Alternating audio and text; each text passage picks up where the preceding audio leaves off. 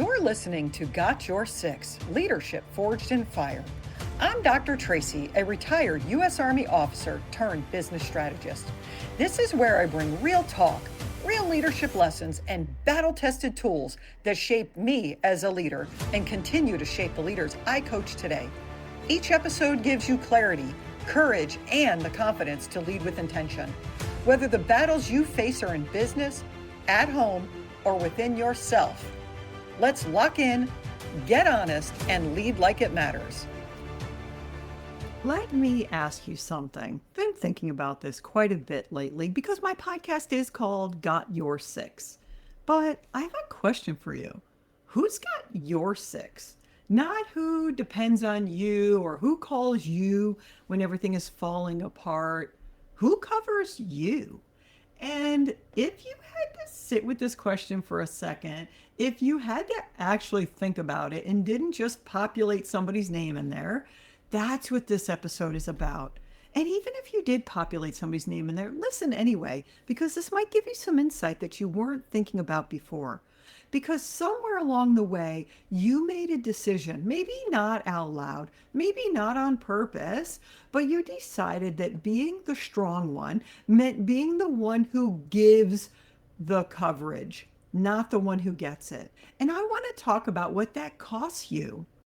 Hey, y'all. Thank you for joining me for another episode of Got Your Six, where we have real conversations about leadership. We're transparent here. We talk about resilience and what it truly means to lead yourself before you lead anyone else. I'm your host, Dr. Traci, retired U.S. Army officer, business strategist, immersive keynote speaker, leadership coach, and the creator of the battle-tested leadership methodology. Now, if you've been riding with me over these last couple of weeks, we've talked about the ripple that you never see, the footprints that you leave behind you, the impact you leave when you don't always have witnesses to tell you what's happened.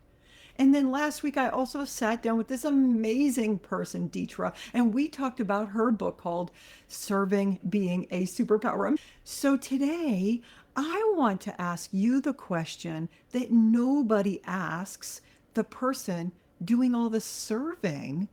And the question is, who's got your six? Who's got your back? Let's start with the phrase itself, because I don't think people understand where it comes from, even though I did just say it differently. Think of a clock face. 12 is straight ahead of you. 6 is behind you if you were the one sitting in the middle of the clock. It's the one place you cannot see. So when someone says, I've got your six, they're not being sweet. They're not being sentimental. They are telling you something operational. They're telling you, I'm watching the place you cannot watch for yourself. And here's what I want you to catch. In formation, when I was in the military, nobody covered their own six. It's not possible. It wasn't a personality thing. It wasn't about being tough enough or capable enough. It was structural. You physically could not see behind you. So when someone else saw that, they took hold of it and they were there. And y'all, listen, nobody had to ask. Nobody stood there and said in a vulnerable moment, hey, would you mind? It was built into how we survived. It was assumed. It was the whole design of our existence. And then a lot of us left that environment, but we kept the phrase, we live that life every single day of our lives. But we lost the structure somewhere along the way. Here's what happens. You get really good at covering other people. You get really, really good at it. I promise. That's why I had to say it again. You even sometimes get known for it. People start saying things like, she's the one who always handles it. Or he can do it if you need it. He's a solid. She's a solid. And that feels good, right? Let's be honest about it. Like, that feels good when people say that about you. Am I wrong? It feels good to be the reliable one. But underneath that, something quiet starts to happen. You start believing that that's the only position you're allowed to hold in life. being the giver, but never the receiver. Cover, yet not covered. And nobody made you sign that document. Nobody made you sign on that line about being the giver. You wrote that all by yourself. I've been there. I have done that. Been there for more than one person in my life, physically and even financially sometimes. The expectation flows through and through. I see it constantly with high performers, and it usually sounds like this: I don't want to be the burden. Everyone's already got a lot going on. I'll figure it out for them. Y'all, I'll figure out is a beautiful skill, and it's a terrible identity to hold on to. I want to tell you about a moment that changed how I think about this. It was not until the tail end of my military career. I went to an organization where I was so out of place from normality, which was so odd for me in this unit. But in every other job I had in the military, I always had an NCO. It's the enlisted counterpart for an officer. And they were always to the right of me, always there. A second person to run ideas by, thoughts through, balancing things, jumping ideas off of, brainstorming with. This position was unique that I went to. It was in a 3-star command element. So everything we did was for a higher level of understanding. My immediate supervisor was also an officer. He had small children, so many a times I offered to work later so that way he could be home with them. But I did not have a secondary person in this position. I had me. That was it. Just me doing my job. And I was solid in it, right? I understood my position. I understood the work I was doing. So it was easy for me to take on tasks and work that maybe somebody else needed or did, right? I also would offer to be on call for people that had a hard time making a 24-hour shift work. While in all of this, my family lived 2 hours away from me. I would many times drive home in the evening if my children had something going on. I never wanted to miss anything, so I would drive that 2 hours to go home. I would also volunteer in our religious organization, so I would race home for those events. Also, during this particular time, my husband wound up being in the hospital at Duke University, which wound up making him further away. After he came home from the hospital, I started driving home every night during the week and driving back first thing in the morning to make that very early morning formation. I honestly, between you all and me, I felt like I was going crazy. After about 6 months, I realized I can't do all of this with no one offering me support. It's because I had to ask for help, because I built the language and the vernacular that made everybody think and feel like I could handle it. And that's what gets me even now. Not one person offered until one day when I was simply having a conversation with one of my old battle buddies and telling her how hard things have been. It never occurred to me to reach out to her. She said, that's exactly what I do now. I can help. She said that to me, and it felt so scary. I remember my heart racing. She said to me, I've got your 6. I had not thought that this was an option. I hadn't even thought about it. And because at this position, I didn't have a counterpart to recognize how exhausted I was, I didn't think about looking outside of my position. I mean, I knew what her job was. I was very good friends with her still, even though we weren't working together anymore. But she wasn't an officer, so I had not even contemplated that she could support me in my hour of need. This was hard for me. I had built a life where people knew I was reliable. People knew I would be there for them. It was hard, but nobody is going to come and save you. Right? I don't mean that in a bitter way. I don't mean they don't care, because I do believe that people were probably in the background wondering if I was going to go nuts or not, right? I mean this. You never once looked like you need it. I never looked like I needed it. I had it handled, even when my husband was in the hospital. Think about that. This is what I realized. I played a good game. You have built an entire reputation on being a person who's got it handled. You can answer fast. You can stay calm. You absorb the chaos so nobody else has to feel it around you. And then you're surprised when nobody checks on you. People respond to what you show them. And what you've shown them is that you're fine. I did it. I did the same thing. The story I told you is just one scenario from my military career, one scenario of being the I've got it person over and over and over again. So they believe you. That's not them failing you. That's them taking your word for it, right? Now, let's talk about this purely from an operational standpoint. Take the emotion completely out of it. Those of you that know me know I say F a feeling. We don't need feelings in this situation, right? When we think operationally, personally and professionally, operational is also a personal situation.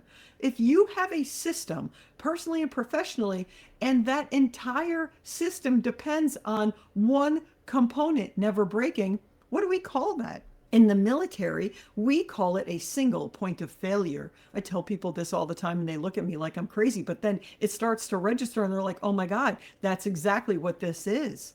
And in my environment or in any environment where the stakes are real, we do not allow single points of failure. We build redundancy. We build backup. We build second set of eyes in the situation. That's why every officer has an enlisted or an NCO. That's why every NCO has that officer. Back and forth, redundancy, backup, second set of eyes. That's what you have built your entire life on, but you're not building the redundancy. You're building the I've got it situation. Okay? Let's shift that assumption away from you've got it all. Let's shift it a little bit. That's why it's if you built your entire leadership life on your business, your family, your team around the assumption you'll never break, that's not strength, y'all. That's exposure. I would not have recognized it if I didn't get to that breaking point of my life. And I've talked about this before. I've talked about becoming the bottleneck. I talk about it exhaustively sometimes. I'm sure some of my clients are about sick of it, to be honest with you.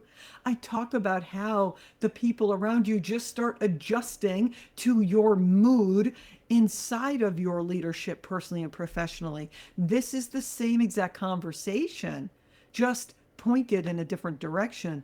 Because an uncovered leader eventually becomes an unpredictable leader.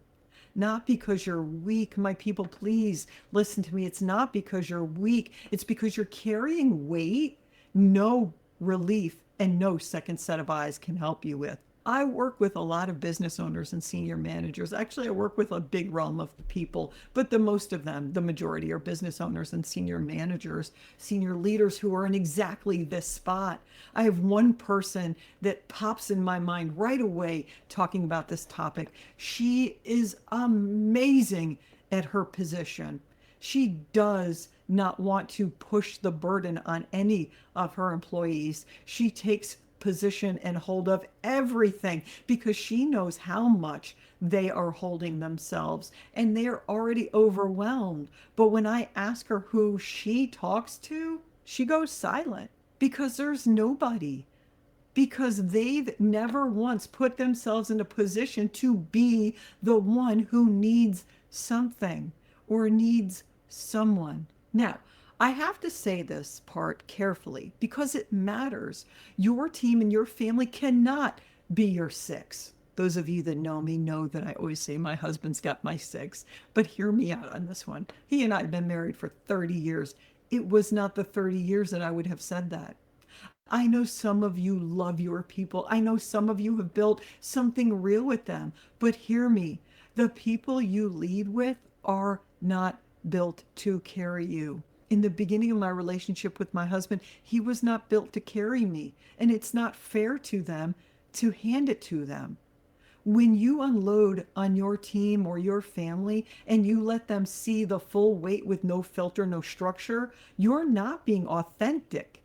you're transferring the load. And what happens is they start managing you. They start reading your energy in the morning to figure out what kind of day it's going to be. Trust, I did this with my family, especially with my kids. They would pause when I would walk into a room to try to understand the state of mind I was in. They started softening information before they would bring it to me. Is that the way y'all want to be? That's not connection. That's them protecting themselves.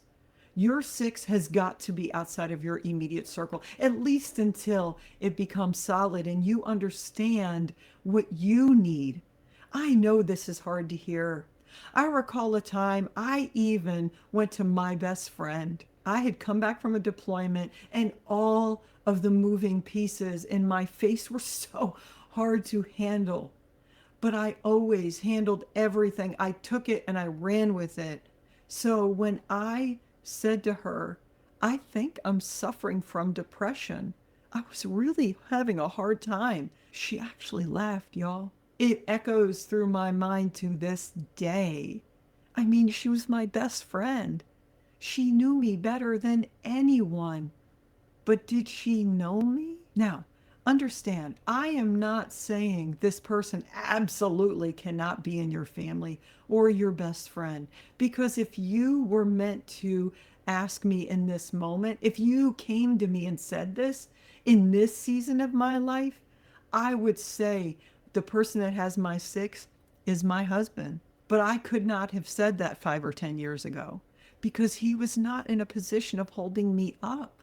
We have been married for 30 years, y'all. It has taken the better part of that time for me to be able to say this. This person needs to know when you need to be held up. This person needs to know when you need a quiet hug. This person needs to know sometimes they don't need to fix the problem. They just need to be there to listen. Now, I already know what some of you are thinking. She doesn't know what she's talking about. I have work people. I have family. They know how to help me. I hear this all the time. But I want to challenge you just a little bit. There is nobody at your level in your current room. That's a completely different statement. And it means you have a room problem. Okay? I want to say this again. I hear this all the time, and I want to challenge it. Listen to your mind. Listen to your subconscious. In the current room you sit in, the season of your life, not your physical room, those of you that are literal like I am, it's a completely different statement. It means you have a room problem, not a people problem. How many times have you said to yourself, if I show a crack, people will lose confidence in me? Guys, I've done this so many times in my life. I didn't want people to see anything. I felt like they would think I'm weak. I want you to notice the word that you just heard, the crack. It's like needing support is a structural damage. Asking for coverage is not a crack. Waiting until you break because you refuse to ask, that is the crack. Make sure the room you're in has the supportive elements that you need. I don't have time to build a support system is the biggest problem, right? You also don't have time to rebuild after you burn out all the way down that you can't help yourself, much less help anyone else. Here's what I would ask, and I would like to have land right now. The ability to say, I need something in front of people is a leadership skill. It is not the absence of leadership. I thought this for so many years. It's not the moment leadership stops. It is the skill that leaders allow. Because every leader on your team and in your life is watching you learn what is allowed and what isn't. They're watching to see if asking for help is permitted or whether we all just quietly drown and call it commitment. This is hard to hear, I know, and replay it if you need to. Here's the thing. Drowning and calling it commitment is not the direction you should be moving in and calling it leadership. You're teaching these people around you right now, personally and professionally, whether you are meant to or not ask for help and it being okay. Y'all, this is the ripple that I spoke about in my other podcast. I talked about the ripple that we leave behind, the impact you never see when people are looking and listening because you're not paying attention. You're just living your life. What is the impact you want to leave behind you? Somebody on your team or in your family is going to lead someday, and they're going to lead the way you show them is acceptable. Your children, they're watching you from very little ages, I promise. So the question isn't who's got your six, it's what are you modeling for the people who are going to need someone to have their six. So let me get practical for 1 second because I don't want to leave you with a feeling and no direction. Number one, name it honestly. Say the actual number out loud. How many people in your life could you call at 10 o'clock at night and say, I'm not okay. I need to talk. If that number is zero when you deeply look at it, that's not a character flaw. That's a data problem. That means you're in the wrong room. Look for it at peer level. Number two, don't look for comfort level. Your six is not usually your biggest fan. I know that's crazy to hear. This is somebody who understands the weight you're carrying and will tell you the truth about how you're carrying it. I used to jokingly tell people the closest friend that you have is going to tell you whether your hair actually looks good or not. Those people are like, oh my God, you look amazing. But then you look in your mirror and you're like, man, I look like hell. Think back to the day and those people that told you that your hair looked great when you know it didn't, those are not your real friends. I know it sounds crazy, but the thing is, you want honesty. You want it to be somebody who understands what you're carrying and will tell you the truth. Number three, make the first ask small. You don't have to open up your whole life story. You don't have to spill all the beans. You don't have to dive down a big giant rabbit hole. Start with real conversation about one real thing. And four, put it on the calendar. Sit down with somebody you think you'll be able to trust and see what happens. See how it feels. The reason I'm saying to put it on the calendar is because if it's not scheduled, it just becomes something you can cancel. And you know that's true. You know it is. Let me say it plainly. You cannot cover your own six. It's not a discipline problem. It's not a mindset problem. It's what I talked about earlier, having that counterpart and not having that counterpart and how hard that is. It's not about being strong enough. It's about anatomy. You physically cannot see behind you. That was true when I was in uniform, and it's still true today with me in civilian clothes. So here's what I want to offer you. This is exactly what I built in my membership groups. This is why I built my memberships groups. I've got 3 and I love them. It is literally my favorite thing to do. This is not a course. Though I do love giving readings. This is not a place to just consume information. You do not need more information. This is a room full of people who are carrying the same kind of weight you are, who are not depending on you for anything, not performance required, not to keep not to keep it together for everybody in the room. If you have been the one covering everybody and you're not sure the direction you're going in, and you're realizing it now that you're not sure who's got your 6, who's covering your back, come sit in the room with me. The link is in the show notes. I'm even willing to give away a 30-day visit into the group. If this episode made you sit back for a second, make sure you like and subscribe to keep on following. Let's see what kind of ripples we can cause together. Also, if it resonated with you and you can think of some folks that could really use it, share it with the leaders in your life. The humans that follow have people and things that are their guiding. Share it with them. They probably need to hear it more than they'll ever say. Until next time, y'all, lead with courage, lead with clarity, and let somebody lead you every now and then.